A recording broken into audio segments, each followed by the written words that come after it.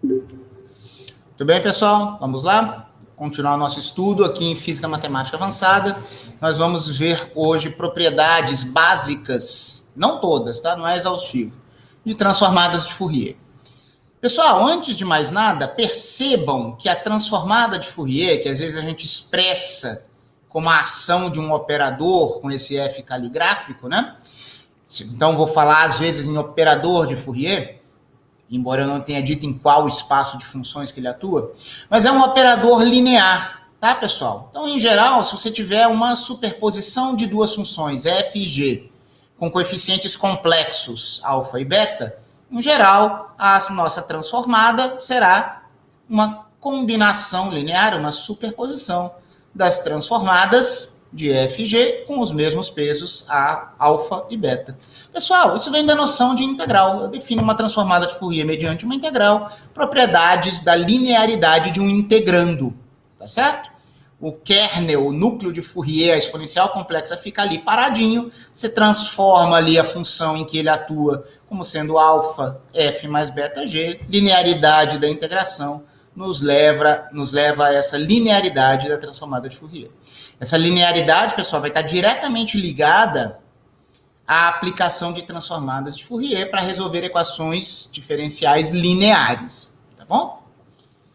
Pessoal, muito rapidamente aqui, propriedades de translação e de escala de uma transformada de Fourier, tá? Pessoal, se eu tiver uma função original, f, que tem transformada f tilde k, mas se eu fizer uma mudança no domínio, uma pequena translação no argumento da f, será que a transformada dessa função transladada tem algo a ver com a transformada da função original, pré-translação? Tem. Você vai ter um fator complexo aqui translacional, e a menos IKA. É fácil ver, é só usar a definição. Fourier da função deslocada, está aqui, na nossa convenção. Esse núcleo de Fourier está aqui, a nossa função. Vamos fazer uma mudança de variáveis em que nós chamamos x menos a de uma nova variável. Vamos usar a letra mais simples que existe, que é xi, certo? Então, passaremos a ter uma integração em xi. É fácil ver que se xi for x menos a, dx é dxi. X torna-se xi mais a, só que e a menos i, k, a não depende de xi, sai como uma constante. E o que vai ficar aqui dentro, depois que nós tirarmos e a menos i, k, a, será a definição da transformada de Fourier da f. Vai ser a integral da f, núcleo de Fourier, dxi. Então, trivial, tá bom? Então, translação leva a transformadas muito parecidas, uma certa fase, com a transformada da função original, pré-translação. Pessoal, a transformação de escala segue a mesma receita. Eu não vou mostrar aqui. Use a definição. O que é transformação de escala? Você pega uma função, modifica por um fator multiplicativo não nulo o seu elemento do domínio, certo? Sua variável de entrada. E isso vai levar, pessoal, à seguinte expressão. Se vocês usarem a definição como no caso translacional acima, vocês vão ver que vai surgir a transformada com o fator de escala tendo comportamento inverso, se antes multiplicava, agora dividia, só que também tem um fator 1 sobre módulo de A. Então é fácil, é só usar a definição, vocês vão fazer para verificar depois, só que você precisa analisar separadamente os casos A positivo e A negativo, porque na mudança de variáveis, parecido com o que aconteceu translacional, pode ser que você tenha sinais aparecendo, mexe nos limites, mas vocês veem que olhando os dois casos, desde que A não seja nulo, os dois casos podem ser reunidos nessa única afirmação que traz o módulo. Tá bom? Nós vamos ilustrar agora essas propriedades de translação e de escala num exemplo trabalhado de uma função muito importante, função gaussiana. Pessoal, a função gaussiana é importantíssima em probabilidade, toda a probabilidade aplicada, também em teoria de campos, tá certo?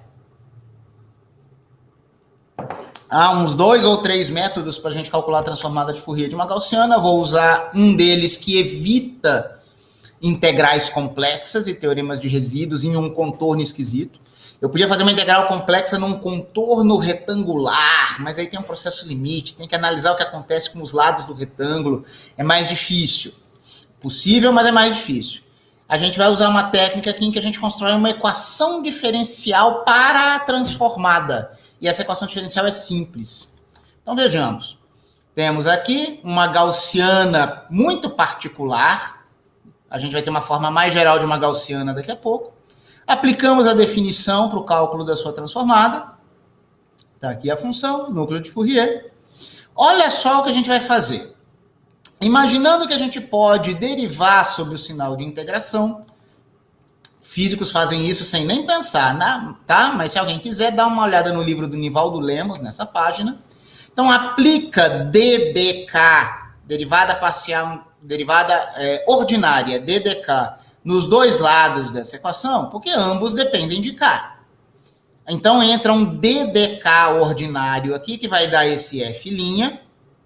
Mas eu indiquei o del K aqui, porque o DDK numa integral, quando entrar aqui, ele entra como uma derivada parcial. E quando entrar uma derivada parcial em relação a K aqui, nós vamos ver menos Ix tombar dessa exponencial oscilatória.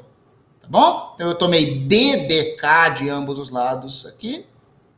Ele atua como DDK realmente na esquerda, mas na direita, quando ele entra na integral, ele entra como del K e vem menos Ix.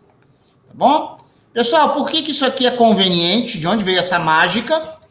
Porque derivada dessa exponencial, pessoal, vai dar a própria exponencial e tem um fator linear em x, que vai ter tudo a ver com isso aqui.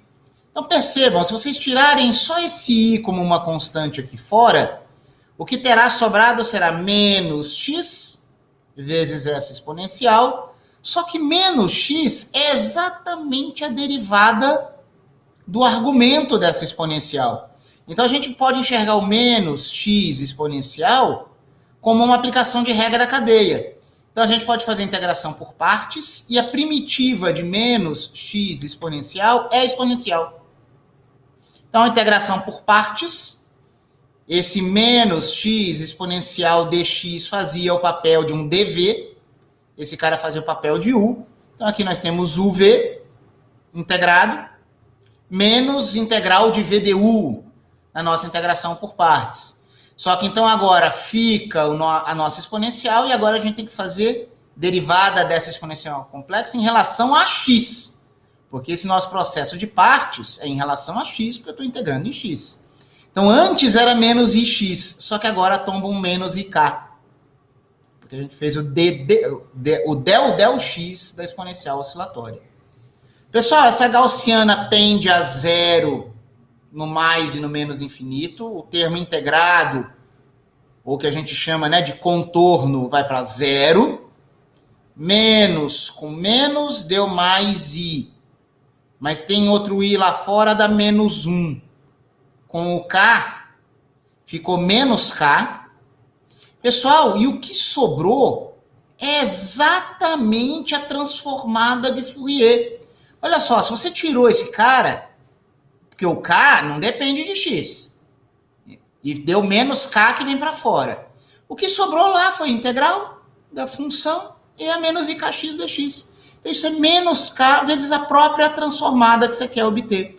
Então nós estamos vendo que a derivada da transformada em relação a k, essa linha, uma derivada ordinária em relação a k, é igual a menos k vezes a própria função que você quer conhecer. Uma equação diferencial separável, tranquilinha. Tá ela aqui de novo, ó, f tilde é igual a menos k f tilde. Faz separação, certo? Porque o nosso f' é df tilde dk. Então traz tudo que tem f tilde para um lado, joga o dk para o outro. Integrou, logaritmo, constante de integração. Fácil integrar isso aqui porque é menos k ao quadrado sobre 2. Exponencia ambos os lados. No lado esquerdo aparece a nossa transformada. Exponencial de uma adição, você vai ter um fator multiplicativo. É o tipo de equação que eu tenho certeza que vocês já resolveram várias vezes. Dá para ver que essa constante, numericamente, vai ser a imagem da transformada em k igual a zero. Porque você escreveria aqui, né, uma outra constante. Não é essa, porque a gente exponenciou, né? É uma outra constante, mas quando você fizer o k igual a zero, você percebe que essa constante multiplicativa é o f tilde zero. Só que nós sabemos calcular o f tilde zero. Pessoal, f tilde zero é o valor da transformada quando k vale zero. Vou até voltar ali para o começo, ó. Ó, f tilde k. Quem que é f tilde zero? Faz k igual a zero.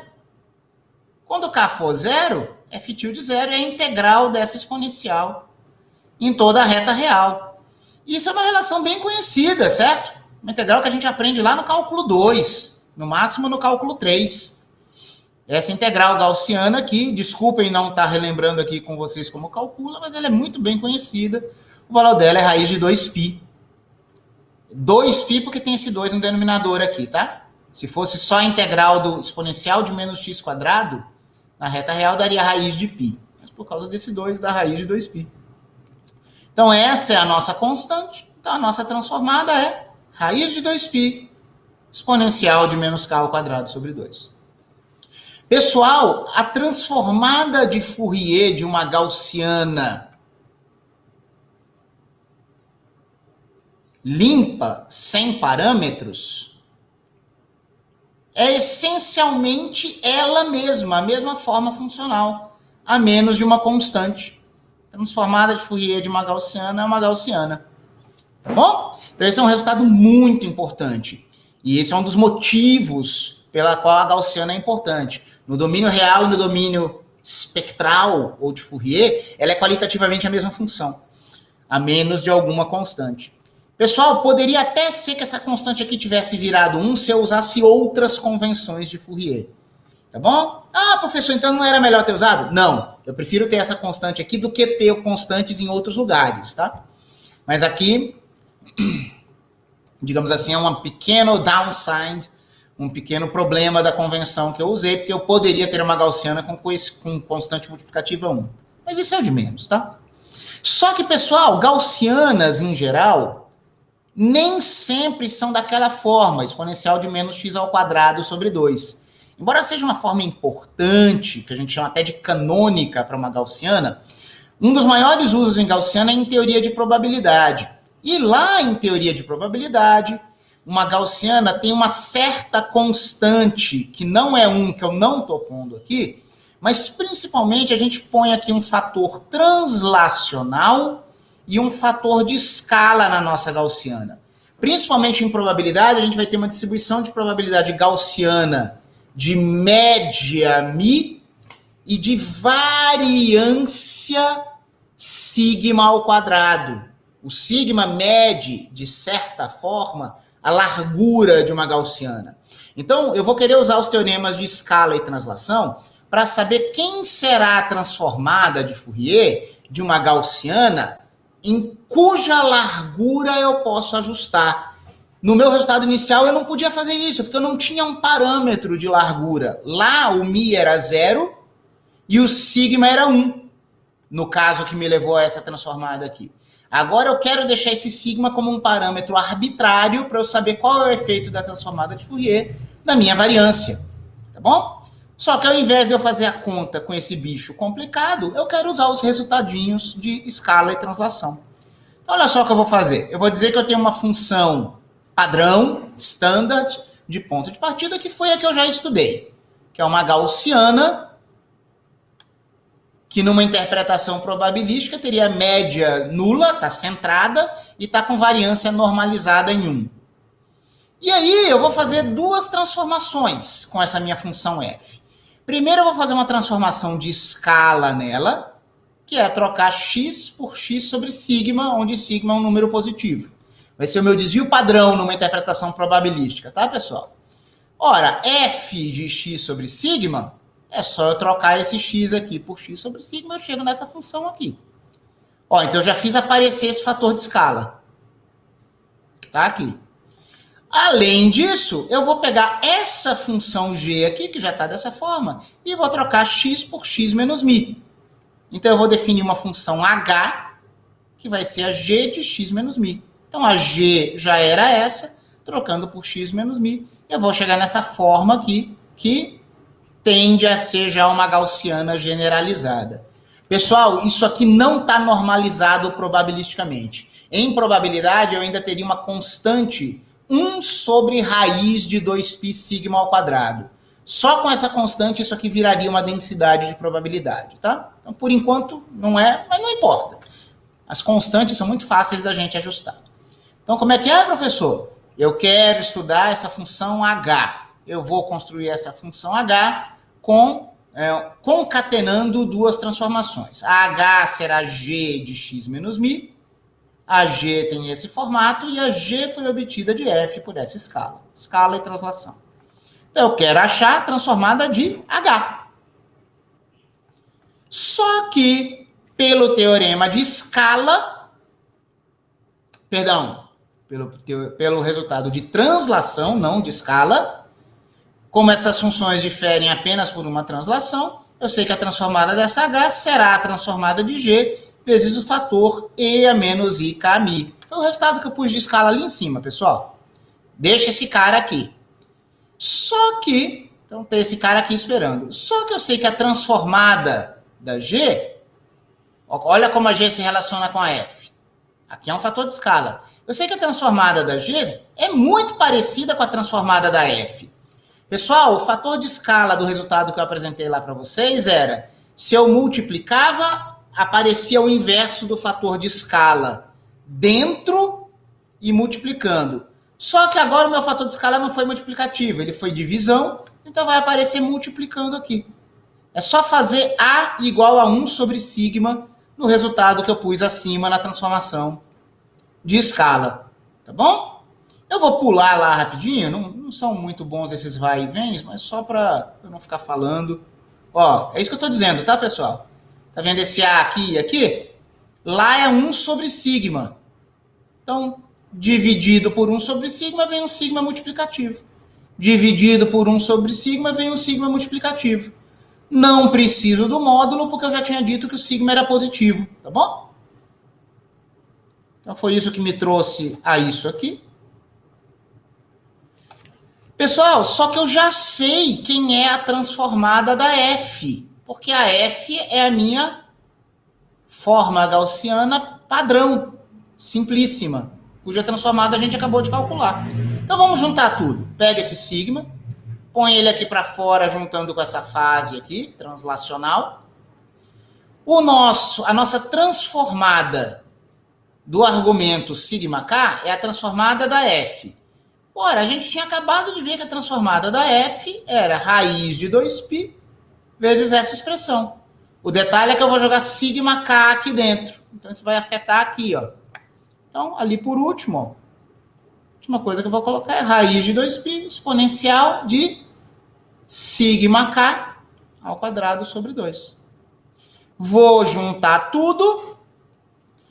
Vou pegar a constante raiz de 2π vezes sigma e vou pôr o sigma para dentro, porque quando eu olho para a probabilidade, eu acho lindo ver esse raiz de 2π sigma ao quadrado, porque esse é um fator de normalização de uma gaussiana na interpretação probabilística.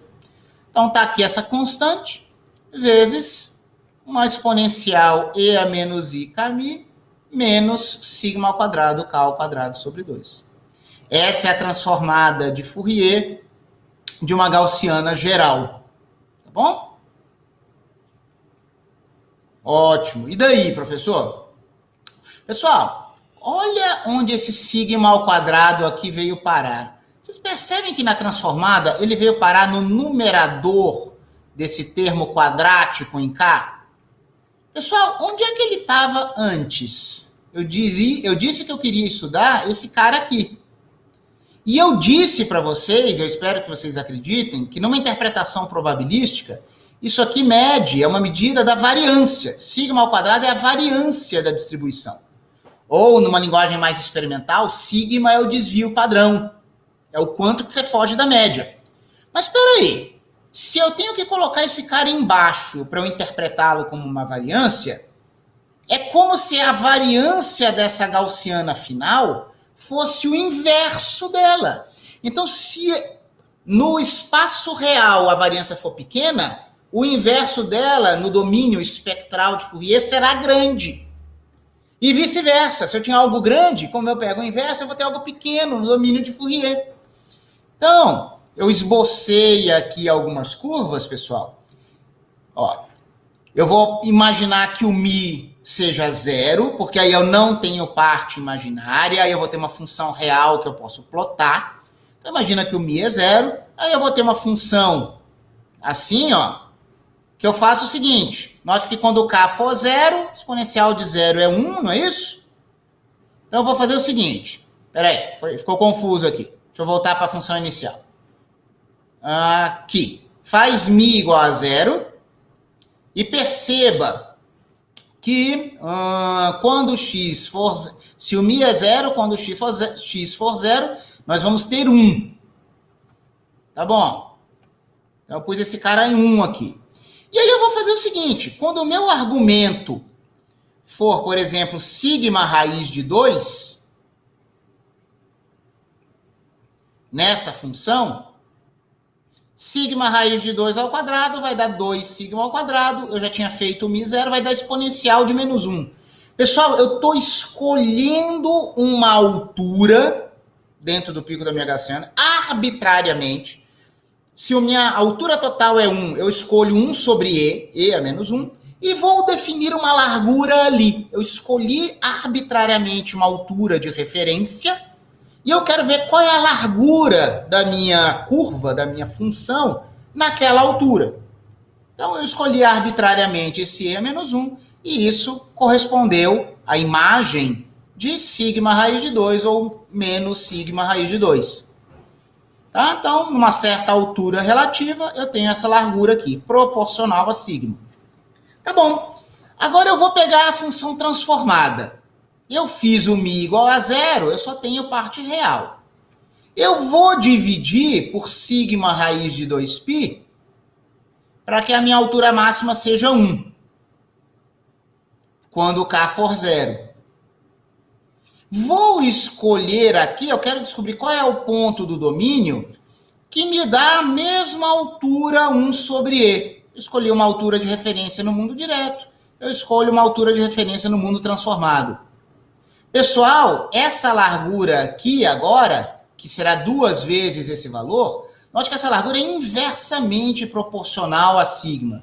Então isso quer dizer que se eu tiver uma função gaussiana muito larga no mundo direto, eu terei uma muito estreita no mundo de Fourier, no mundo espectral, e vice-versa.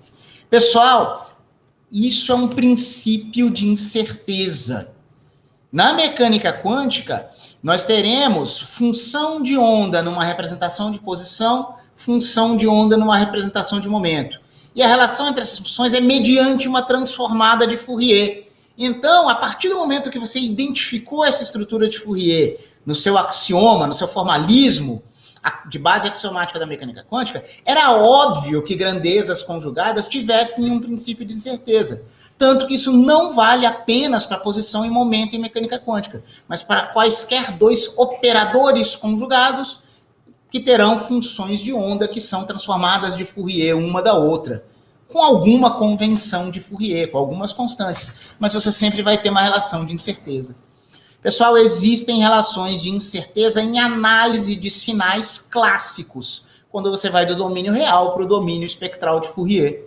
Isso não é um fenômeno do mundo microscópico, certo? Qualquer relação de Fourier tem uma relação de incerteza. Ok? Muito bem. Próxima propriedade, tem várias propriedades da transformada de Fourier. Nós estamos vendo só as mais importantes, as mais básicas, que nos levem o mais rapidamente possível às aplicações. Então, essa propriedade não tem um nome clássico, mas grosso modo é transformada de Fourier da derivada. Tá? Pessoal, a gente viu que eu posso pegar uma função, transladar. E a transformada de Fourier resultante tem algo a ver com a função original. Escala, mesma coisa. E se eu pegar uma função cuja transformada eu conheço, e agora eu quero achar a transformada de Fourier da sua derivada, da derivada dessa função. Será que isso tem a ver com a função, com a transformada da função original? Tem. Isso é muito importante, porque vocês vão perceber que a gente vai poder transformar derivadas em multiplicações por funções. Então, a gente vai poder transformar problemas de natureza diferencial, equações diferenciais, em equações algébricas. Então, essa propriedade aqui é absurdamente importante, ela é a propriedade essencial para a gente poder transformar, para podermos usar transformadas de Fourier para resolver equações diferenciais. Pessoal, aqui vocês vão achar isso aqui muitíssimo pouco rigoroso para o que eu normalmente sou, e é verdade, é porque tem muita água para rolar debaixo dessa ponte. Mas vocês vão perceber o porquê que eu estou falando isso, eu vou ser mais preciso na próxima aula.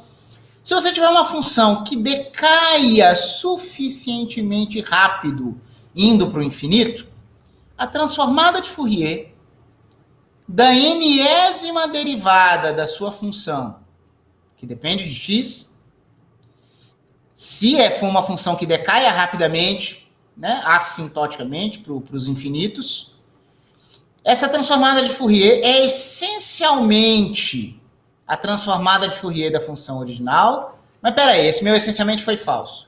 Porque isso aqui não é uma constante, isso aqui depende de k. Então eu altero a forma funcional, tá? Só que eu altero a forma funcional pura e simplesmente por potências de mais ik. Pessoal, esse fator mais ik depende da minha convenção da transformada de Fourier. Outras convenções poderiam trocar esse sinal mais por um sinal menos, poderiam aparecer fatores de 2π multiplicando ou dividindo. A solução das suas EDOs ou EDPs não depende disso, porque qualquer fator que apareça vai se cancelar para você resolver o problema. Mas quando você não está resolvendo o problema como um todo, quando você está vendo o efeito só sobre uma certa derivada de algum grau, a sua resposta varia dependendo da sua convenção, tá? Então, esse meu resultado aqui é dependente da convenção que nós adotamos aqui. Então, transformada de Fourier da n-ésima derivada é n-ésima potência de mais ik vezes a transformada da função original. Tá? Só que a beleza dessa história de domínio real, domínio de Fourier, pessoal, é que muitas coisas que você faz num domínio tem o seu espelho no outro. Então, olha só. Se eu pegar a minha função f de x, ela não está derivando, tá? E eu multiplicá-la por menos ix elevado a n, a transformada de Fourier dessa função será a n-ésima derivada em relação a k da transformada de Fourier. Pessoal, Fourier inversa, Fourier direta, qualitativamente tem a mesma natureza, a menos de certas convenções de sinal. Tá? Então, é algum tipo de dualidade que existe aqui. Eu vou só mostrar qual é a ideia da demonstração, pessoal, porque eu vou pular o passo de indução finita, tá? Vocês vão perceber que a essência da coisa é mostrar o que vale para n igual a 1. E os resultados aqui para n qualquer viriam por repetição sequencial desse procedimento, que a gente chama de indução finita. Então, vou dar só uma ideia das demonstrações para n igual a 1. Então, vamos lá. Olha só, usemos a definição. Transformada de Fourier da derivada de uma função é escrita desse jeito. Vamos fazer uma integração por partes. A parte integrada será f vezes núcleo de Fourier, menos da fórmula de integração por partes. Essa f ficou integrada, agora a gente tem que derivar essa exponencial oscilatória em relação a x, tomba menos ik, aqui está. Vocês devem se lembrar que eu afirmei que a propriedade dependia da função cair suficientemente rápido nos infinitos. Então, eu estou assumindo que isso aqui vai ser zero, uma função que me permita fazer isso. E aí o resultado será menos com menos ik, vezes quem? Note que isso sai como uma constante porque não depende de x. Então, eu tenho um fator mais ik. E o que sobrou foi a integral da f, núcleo de Fourier. Ora bolas, é a definição da minha transformada. Então, eu fiz uma derivada, surgiu mais ik transformada. Se você iterar esse procedimento, porque se você tivesse uma enésima derivada, você deveria ter que fazer enésima integrações por partes, sempre imaginando que os termos de contorno ou de superfície, que a gente chama, se anulam. certo? Aí vai aparecer aquela potência do IK aqui, tá bom? Transformada de uma derivada vira uma multiplicação de funções, tá bom? O outro resultado, pessoal, aplica a definição. Menos ix elevado a 1 vezes f. Eu quero integrar isso, porque o meu integrando, a função que eu quero transformar é essa. Tá aqui, eu uso a definição. Só que eu vou perceber que tudo isso que eu tenho, esse meu integrando, é del k dessa expressão. Del k no interior dessa integral em x, ele sai da integral como d dk, da integral de f com essa exponencial dx, é a definição da transformada. Tudo bem? Então, menos ix vezes f, transformou, deu a primeira derivada da transformada. É esse resultado aqui para n igual a 1, itere para as próximas derivadas, tá bom? Então, são resultados importantíssimos. A gente só precisa ver mais um resultado importantíssimo antes da gente começar a resolver equações diferenciais. Nós vamos resolver uma EDO hoje. Estou controlando o tempo aqui, tá? Vamos resolver uma EDO hoje usando essa propriedade de transformada de derivada, usando a linearidade, mas também usando a importantíssima propriedade de convolução. Pessoal, eu sou absolutamente fascinado por propriedades de convolução, tá certo? Pessoal, propriedades de convolução são construções que a gente faz no nosso domínio real, não só em Fourier, tá? Em várias outras transformadas, em que no domínio transformado, ou que hoje eu estou chamando de domínio espectral ou domínio de Fourier, eu tenho simplificações muito convenientes, tá bom? Então vamos lá, acreditem nisso aqui num primeiro momento. Pessoal, a convolução f asterisco g, um símbolo tradicional para convolução, de duas funções f e g, é uma nova função definida da seguinte forma. Pessoal, eu pego a função f, pego a função g, faço seus argumentos serem complementares para dar uma certa amplitude dos seus domínios x. Pessoal, notem que x é uma constante em relação a essa variável de integração psi. Então, o resultado dessa operação é uma função de x. Psi, que é a letra mais simples que a gente poderia usar aqui como variável de integração, certo? É um índice mudo, certo? Note que nós temos amplitudes, de certa forma. Tudo bem, amplitude você poderia imaginar que seria a imagem da função. Mas nós temos contribuições complementares numa certa posição x.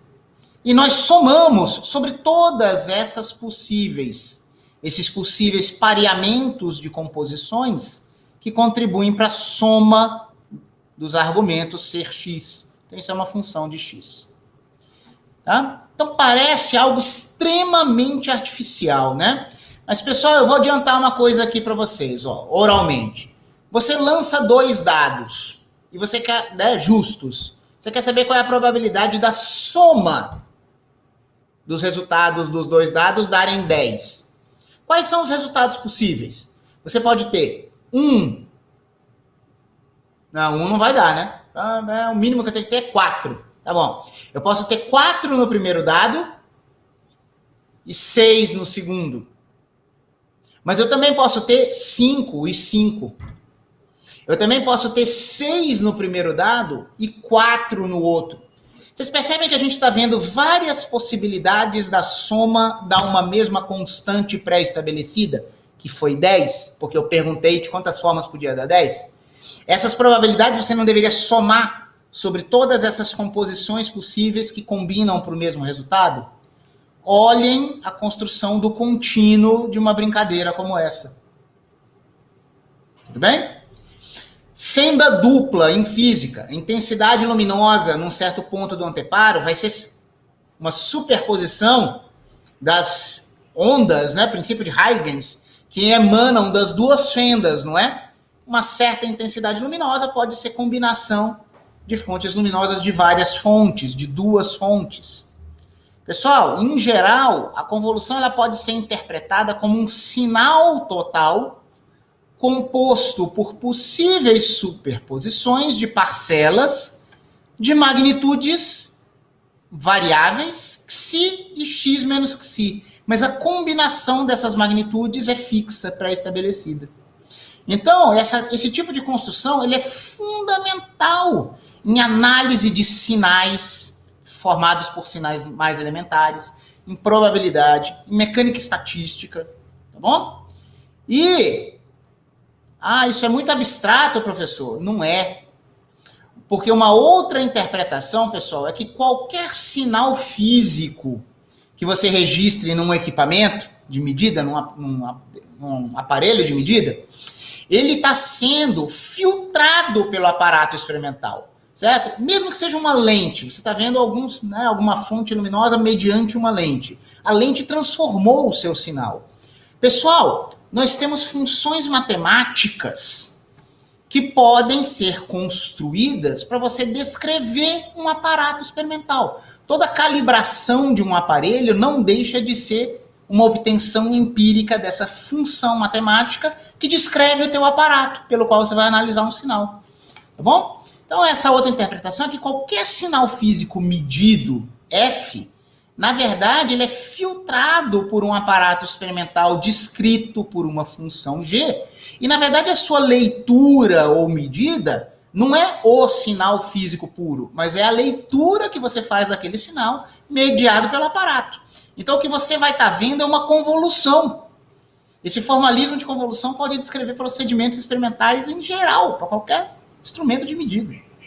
Ou seja, é muito mais prático do que vocês podem imaginar, embora de um ponto de vista teórico abstrato. Tá? Tipicamente, pessoal, experimentos físicos medem correlações entre grandezas. Se eu aumentei o valor de um parâmetro ou de um sinal de entrada, como mudou a saída? A gente vai definir correlações depois, tá? Mas, tipicamente, experimentos físicos medem correlações. E correlações, pessoal, são convoluções adaptadas. Sempre são dois sinais que você tem que ajeitar de algum jeito. Não é exatamente do jeito que eu defini a convolução, mas o que a gente chama de correlação é uma convolução com uma mudança de variáveis. Tá? Então, notem que isso aqui adquire uma perspectiva de relevância muito, muito, muito grande, muito ampla. Tá bom? E o resultado abaixo vai explicar também por que a gente faz tantas análises espectrais em física. Né? Em cristalografia, vamos fazer uma análise espectral.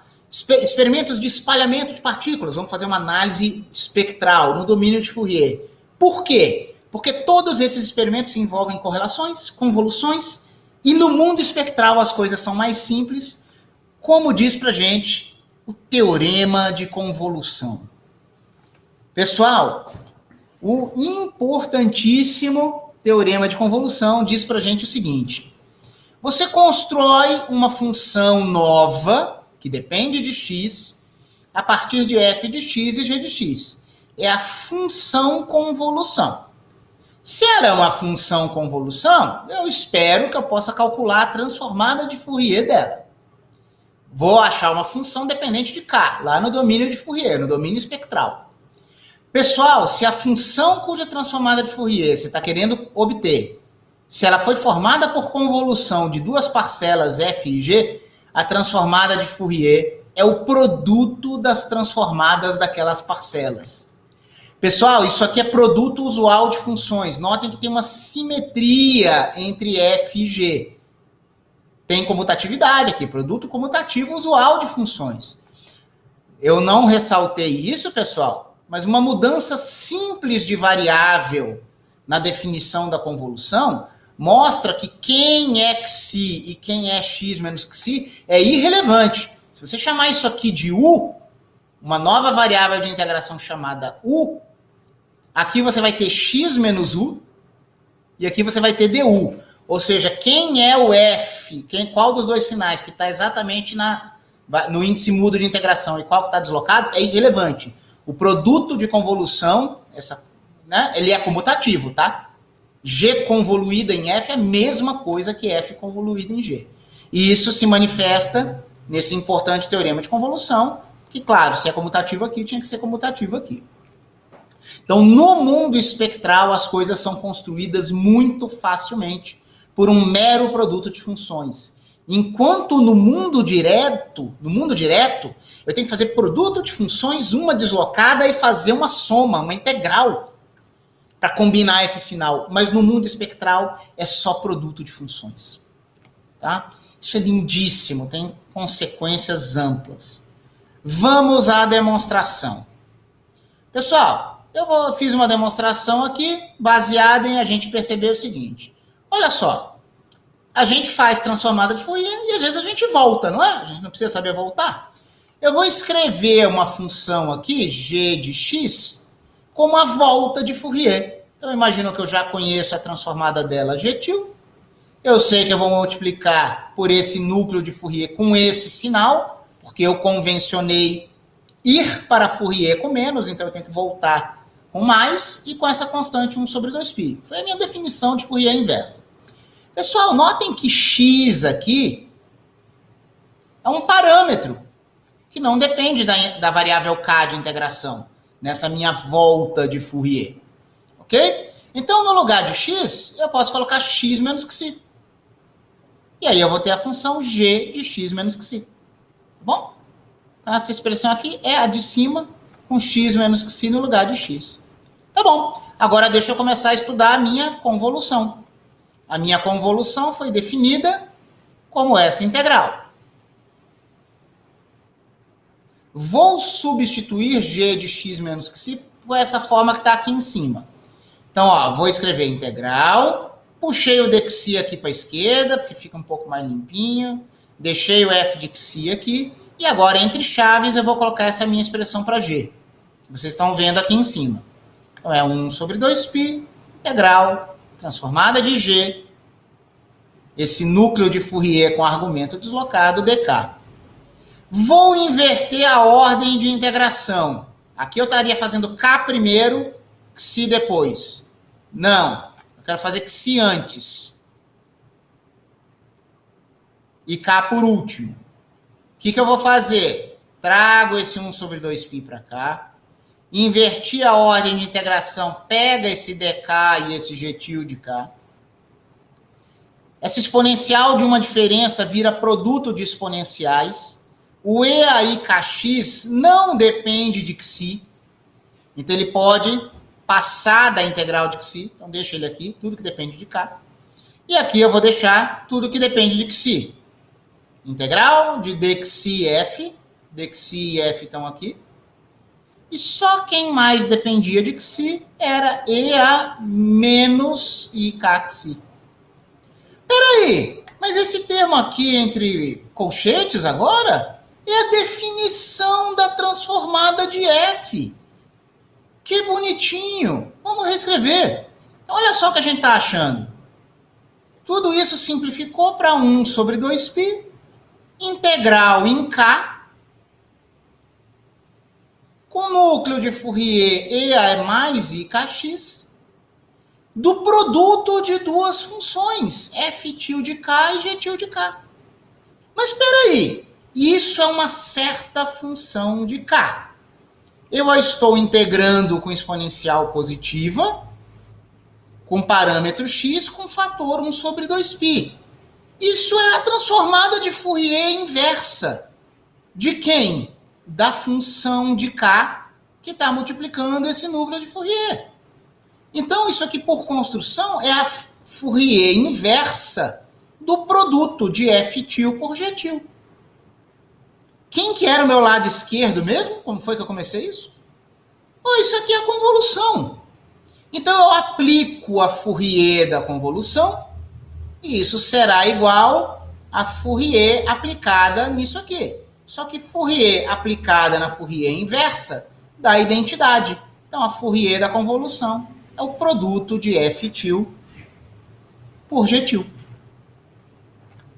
Que foi o que eu disse que era o meu teorema de convolução. Fourier da convolução é produto das transformadas, das parcelas que montaram a minha convolução. Uau! Pessoal, no mundo de Fourier as coisas são mais simples, são só produtos. O nosso tempo está quase esgotado, mas eu vou pedir paciência para vocês para eu resolver uma EDO com vocês rapidamente. Vocês vão verificar essas contas depois, mas vocês vão ver tá, como é a ilustração da utilidade da convolução. É a última página que a gente tem aqui. Essa aqui e mais pouca coisa, tá bom? Imagina que você tem a seguinte equação diferencial ordinária, não homogênea, com um forçamento qualquer F. E você quer achar uma solução válida em toda a reta real. Não tem condição inicial, tá certo? De menos infinito a mais infinito. Olha só, U duas linhas menos U igual a um termo não homogêneo. Foi essa equação que eu dei. Aplique a transformada de Fourier dos dois lados. Formalmente, vocês poderiam pegar. Isso é uma função, isso é outra. Multiplica por E a menos IKX os dois lados. Integra os dois lados. Formalmente, pessoal, eu posso dizer que eu estou aplicando o operador de Fourier dos dois lados. Então, se isso é igual a isso, Fourier do lado esquerdo é igual a Fourier do lado direito. Isso nos leva a quê? Fourier do lado direito, por definição, é a transformada de F. Só que Fourier do lado esquerdo, pessoal, a gente vai poder usar a linearidade e a transformada de Fourier de derivada. Fourier da derivada primeira daria mais IK elevado a 1. Como é derivada segunda, mais IK ao quadrado vezes a transformada de Fourier da função U que nós desejamos obter. Esse aqui é o resultado da Fourier de U duas linhas. A gente viu isso.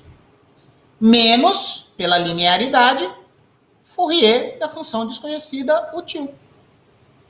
Pessoal, esse quadrado aqui é menos k quadrado, aqui tem menos 1.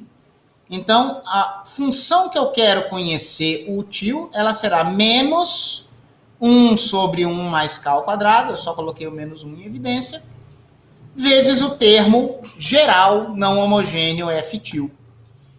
Pessoal, mas a gente já viu algo parecido com isso. Na aula passada, nós calculamos a transformada de Fourier da exponencial bilateral. E tínhamos chegado em algo qualitativamente idêntico ao que a gente está vendo aqui. Parece que a gente tem que fazer o A valer 1. Aí tem um fator 2 aqui, tem um fator menos 1 aqui. Então vou multiplicar por menos meio, porque eu tenho linearidade. Com certeza, escolhendo A igual a 1, eu vou ter algo parecido, e esse fator menos meio conserta. É fácil ver, se você confiar nesse resultado aqui, que a gente deduziu na aula passada, que Fourier de menos meio exponencial de menos módulo de x é uma função que está aparecendo aqui para gente. Então, a nossa função que desejamos obter U tem como sua transformada sendo a transformada de uma função conhecida vezes a transformada de uma f arbitrária. Então, por convolução, a gente vê que a nossa U, que nós desejamos obter, é uma transformada conhecida, de uma função conhecida, vezes uma transformada arbitrária. Então, eu sei que no espaço direto, a solução que eu busco é a convolução da função g, que tem essa transformada, com a função f, que tem f til como transformada. Então, a convolução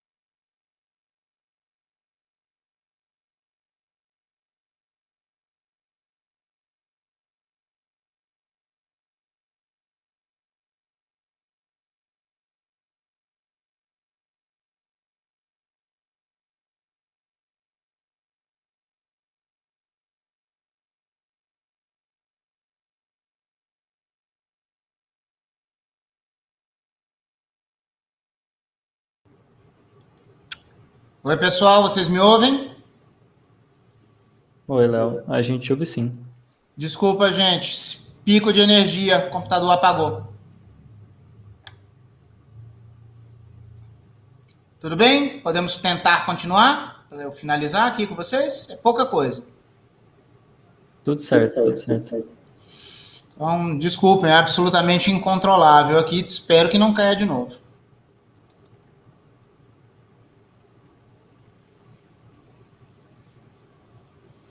Creio que a gravação não foi interrompida, certo? Eu vejo a mensagem aqui de gravação. Reiniciei a apresentação. Deixa eu acabar de voltar aqui para a nossa visualização.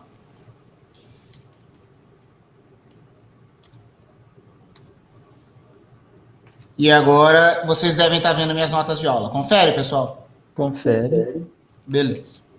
Tá bom? Só vendo se tem alguma mensagem, alguma coisa aqui. Vamos finalizar aqui a aula. Pessoal, tentei mostrar para vocês, então, que a nossa função desconhecida, U, tem a propriedade que a sua transformada é o produto da transformada de uma função conhecida. A função conhecida é essa aqui. A sua transformada é essa. Vezes a transformada de uma função arbitrária dada. Confiando no teorema de convolução, no espaço direto, real, a função que nós buscamos será a função de convolução dessas funções f e g. A nossa f não foi dada, ela é um termo arbitrário aqui da nossa EDO não homogênea. A nossa g nós conhecemos e ela tem o seu argumento colocado aqui, transladado como x menos xi. Se a nossa função g era menos meio de exponencial de menos módulo, nós vemos aqui menos meio da exponencial de menos módulo de argumento deslocado. Então, qualquer que seja o termo não homogêneo que você me dê na minha EDO, eu tenho aqui quem será a minha solução. Certo? Não podemos ser mais explícitos do que isso, porque não temos f. Mas achamos um núcleo de integração que faz o papel, pessoal, de uma função de Green, conectando com algo que a gente já viu no curso. Está aqui uma função de Green, obtida por uma forma completamente diferente, esperando você entrar com o termo não homogêneo para nos dar pelo menos uma solução particular da nossa função. Era isso que eu tinha para falar para vocês hoje. Lamento a interrupção, mas vou encerrar a gravação, vou responder as perguntas de vocês.